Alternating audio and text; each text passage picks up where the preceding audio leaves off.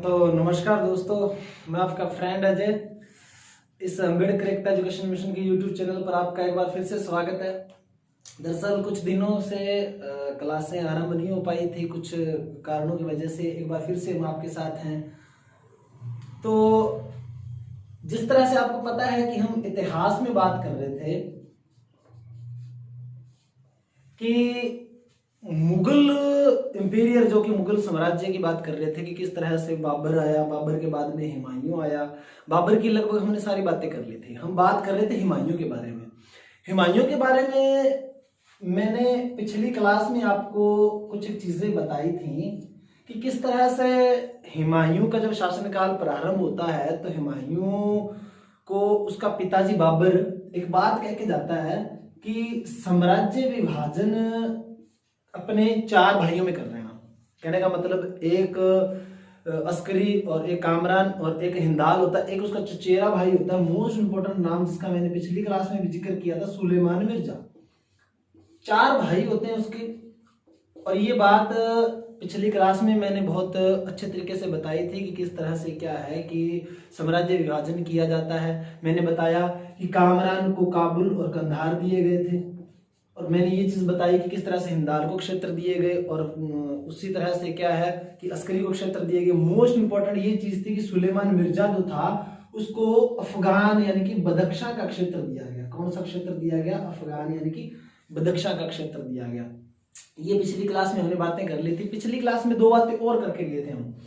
एक तो चौसा का युद्ध, एक इसका युद्ध चौसा का युद्ध। चौसा के युद्ध में मैंने एक चीज बताई थी कि किस तरह से चौसा के युद्ध में हुमायूं जो है वो क्या हो जाता है? पराजित। जैसे ही चौसा के युद्ध में हुमायूं पराजित हुआ, इस चौसा के युद्ध में 7000 सैनिक मारे जाते हैं। किसके? हुमायूं के। और हुमायूं को क्या है कि भागने पर बाध्य होना पड़ता है। हुमायूं जब भाग के जाता है तो वो गंगा नदी में कूद जाता है। किसमें? गंगा नदी में। गंगा नदी की अगर मैं बात करूं तो कर्मनासा के नाम से पुकारा जाता है इसको।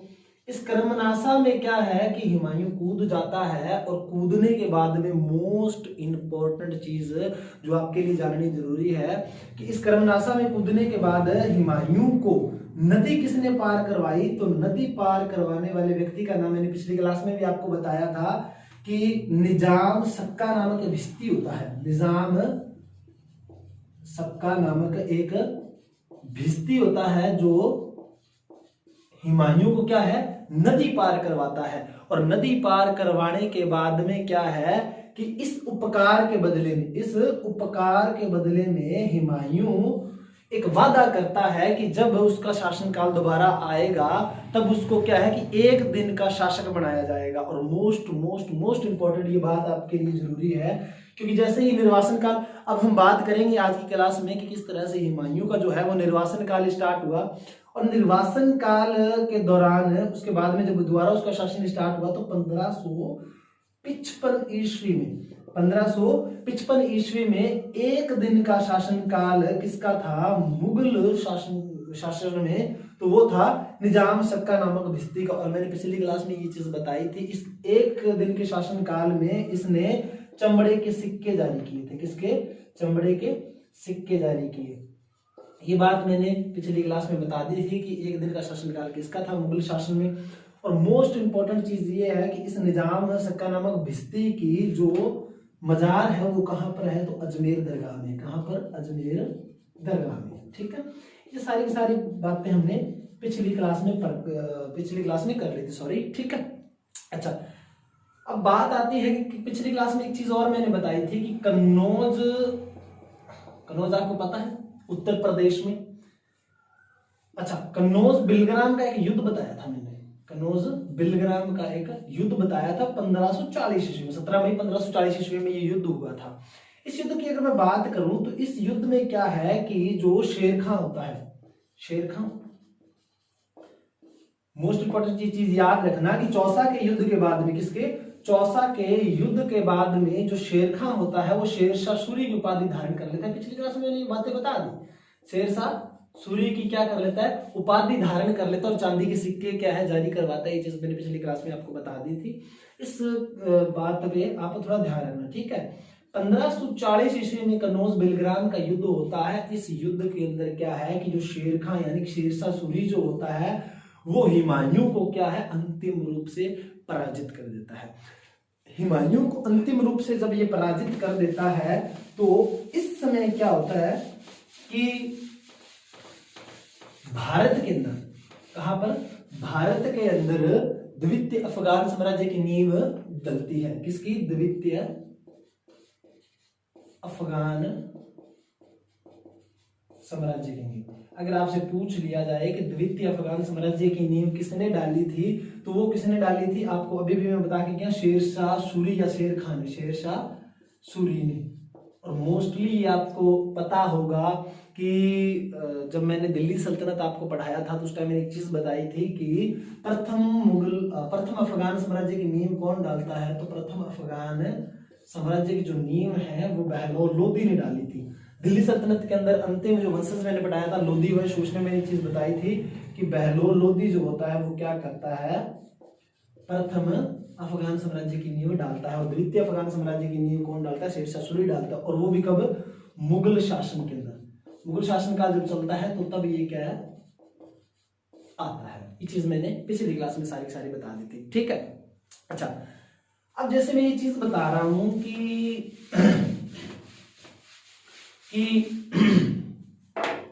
किस तरह से क्या है कि हुमायूं को अंतिम रूप से पराजित कर दिया कन्नौज या बिलग्राम के युद्ध में, किसने, शेरशाह सूरी ने। अब उसको अंतिम रूप से पराजित कर दिया तो अब वो बात कहां पे आके अटकती है कि अब उसको भागने पर बाध्य होना पड़ा, क्योंकि भागेगा वो। कुछ एक चीजें हैं जो मैप के आधार पर हम समझेंगे, हालांकि एग्जैक्ट में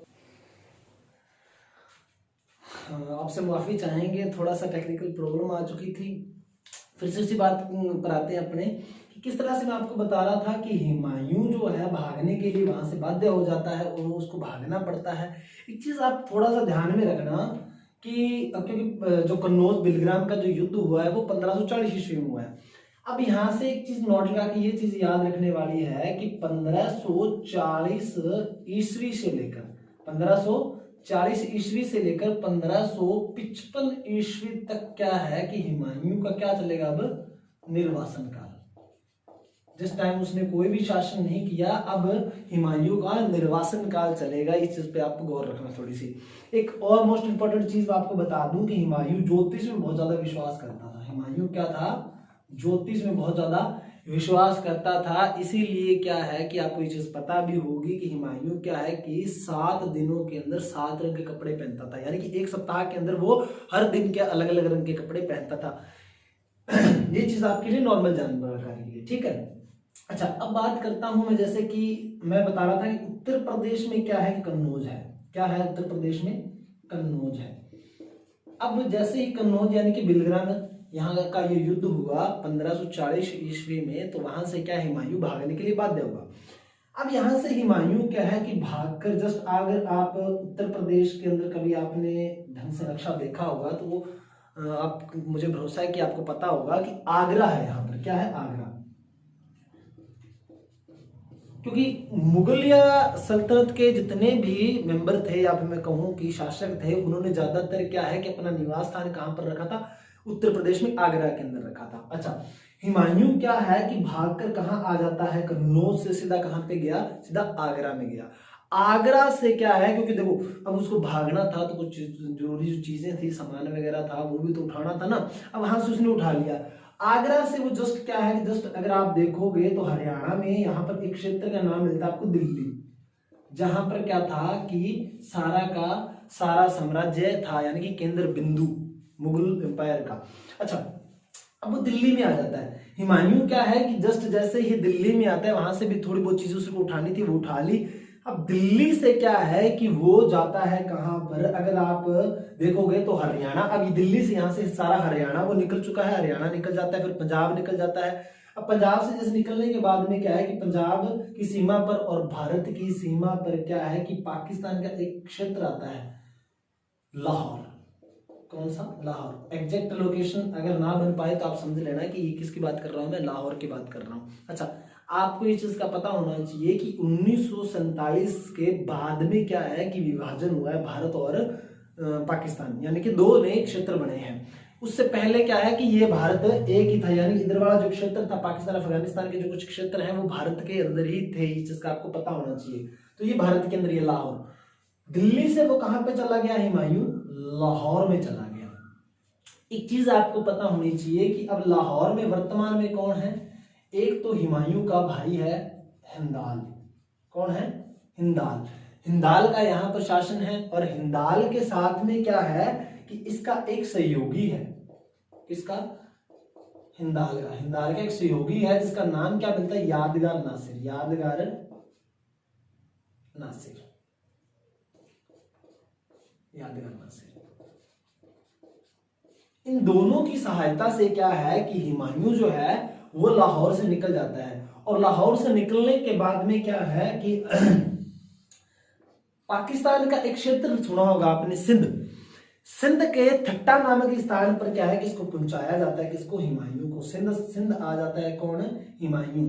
सीधा लाहौर से कहां पर आया? सिंध आया। ये मैं क्या बता रहा हूं ये आपको पता होगा कि मैं ये चीज बता रहा हूं कि जैसे ही कन्नौज बेलग्राम का 1540 ईस्वी में युद्ध हुआ तो वहां से युद्ध हारने के बाद में उसको भागना पड़ा तो वो सबसे पहले क्या है, कन्नौज से कहा? आगरा। आगरा से दिल्ली गया, दिल्ली से लाहौर गया, लाहौर से क्या अपने भाई की मदद से कहां पर गया? सिंध गया। और सिंध से वो कहां पर गया?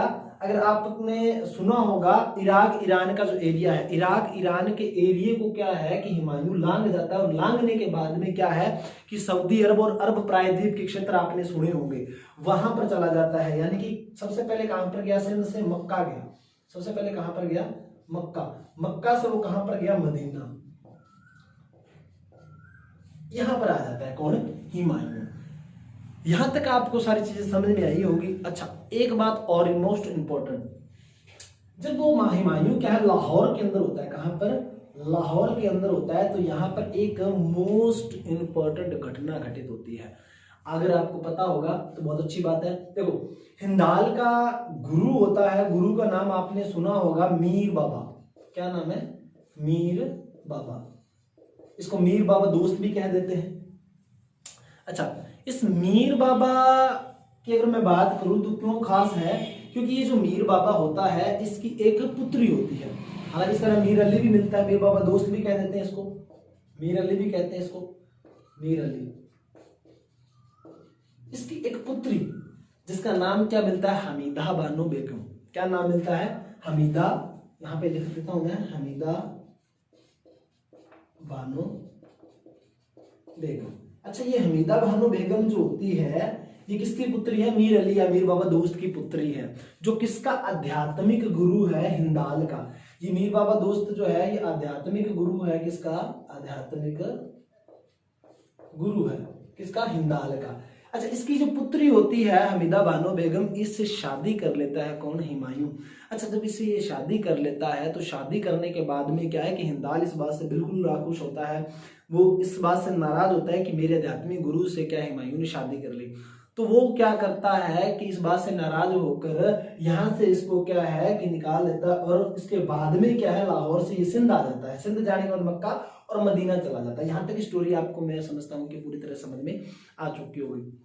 अच्छा, इससे जस्ट बाद की बात थोड़ा सा मैं साफ कर देता हूं इसको, ताकि आपको चीजें क्या है बिल्कुल क्लियर समझ में आ रही होगी। अच्छा,